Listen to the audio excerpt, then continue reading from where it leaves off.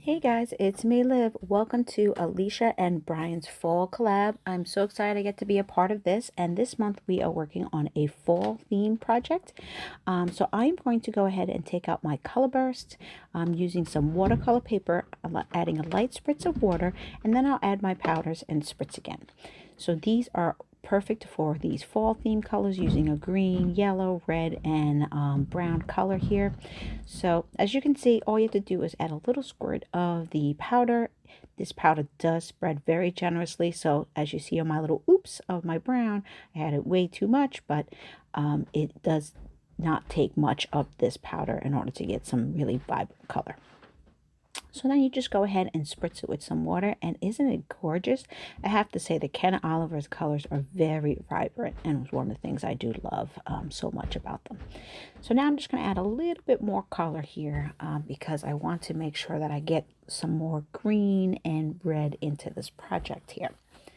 Finally, because I have actually too much liquid, I don't like to waste. So I'm going to go ahead and take out another piece of watercolor paper and just put it on top so that I can save that for another project. And then you can see that those speckled splatters that ended up being on my paper underneath, you're able to flip your paper and go ahead and add some more of that, because I think that adds a really cool effect to the project.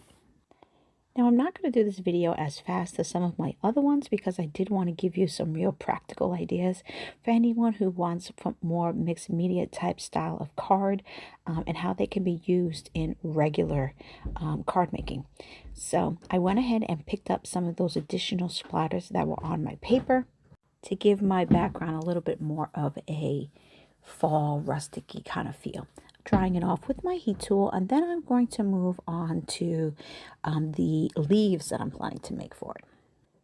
So I've gone ahead and trimmed my paper down to 4 1/4 by 5 1/2, and I'm taking out these cool leaf outline stickers that I had.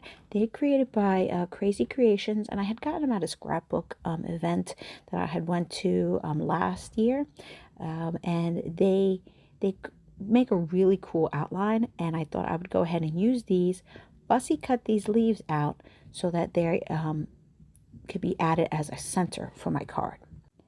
And as you can see here, don't they look perfect just like these fall leaves? I did want a bit of glitter, so I figured the easiest way to do that would be to take out my Glitz Gel by Gina K and add on that white, because it stays clear and you can go ahead and see the colors underneath. And I absolutely just love this shine. I just use a palette knife to go ahead and spread it on to both of the leaves so that they are nice and shiny for us to enjoy as the centerpiece of the card. Now make sure that your paper is fully dry before you start doing any type of die cuts, because it will not work. So like I said, I did use my heat tool and I left it on the side for a little bit as I was working on something else. Now I'm going to go ahead and take out these peekaboo oval dies that I have.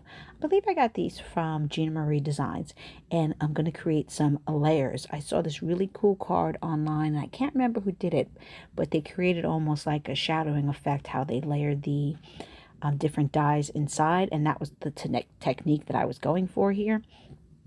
So I've gone ahead and cut these out. Then I'm going to go grab a brown piece of paper and do the similar so that I can have layers inside.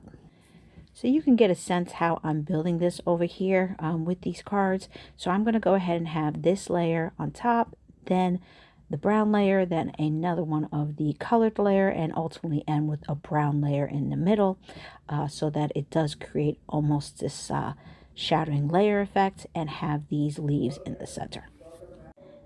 Now it's time to just glue it all together, so I'm going to speed that up because all it is just adding those same layers I had showed you before. But you can see how it's all coming together. Isn't that just cool?